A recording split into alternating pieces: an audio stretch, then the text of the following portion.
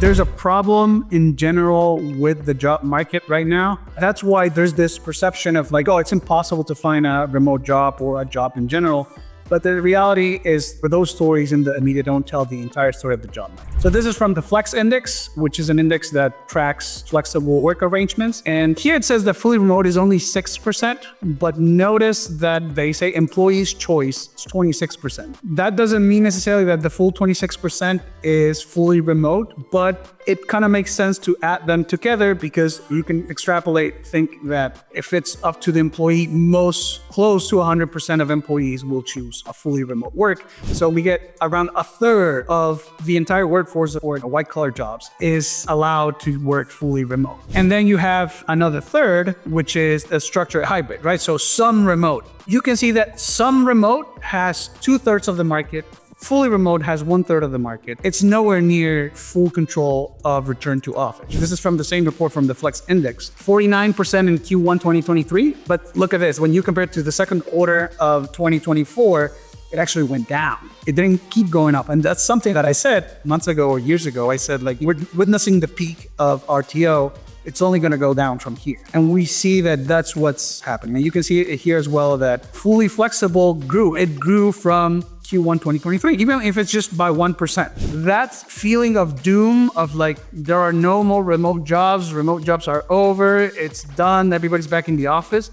That's people being melodramatic because we were coming from the high of the pandemic, like the absolute peak of work from home, which is like everybody working from home. And so of course, when you are at the peak and then you go down, you have a local minimum, you feel like the world is ending. But remote work was always going to pick back up again. This is the 2024 Global Workforce Report. What does this tell you? It tells you what I said, like people would rather lose their job or get another job if they're forced to return to the office. And this is only natural. And this is also something that I've been saying, which is that, yes, you can have like your little advance, you can have your little push of returning to the office. But then as soon as people started to recover from the blow, fight back, and then it's competitive advantage to offer remote work. This trend is why I think job stacking is going to eventually become the norm. First, it's like we defeat return to office, which is happening as we speak. Fully remote work becomes completely normalized outside of emergency situations like the pandemic. And then once you have remote job as being the norm, everybody's going to eventually realize what you guys have already realized is that, well, I can just like increase double my income,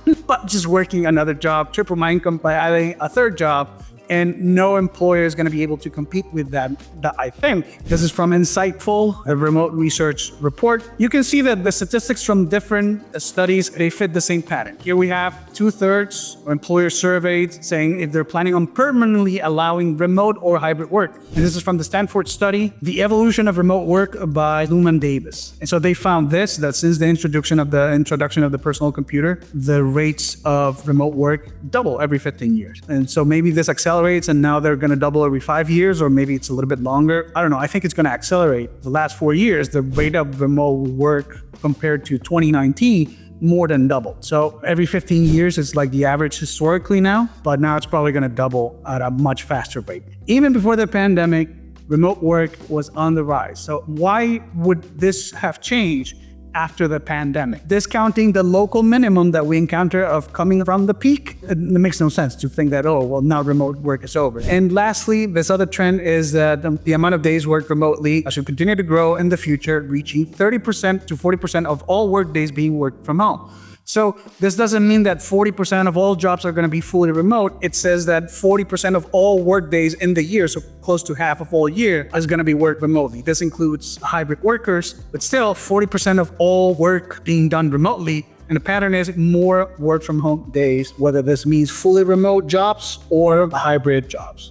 Hey, Rolf here. If you found the content of this video useful, please like, share, and subscribe. It really does help the channel grow and get the word out to more people about job stacking.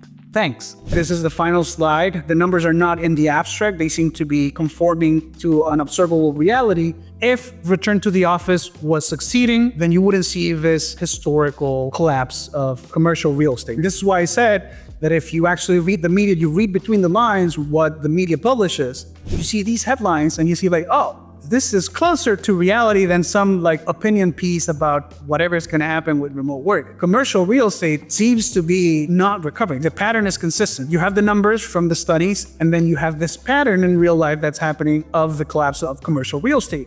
And that tells you something. Those two things give you the pattern that remote work is still the norm or is still on the rise. Return to office did not win. It did not defeat remote work. The conclusion is that don't get discouraged by the media. Remote work is doing fine. It's growing. It's going to keep growing. It's getting harder to find a job for reasons unrelated to remote work or to the collapse or to the death of remote work.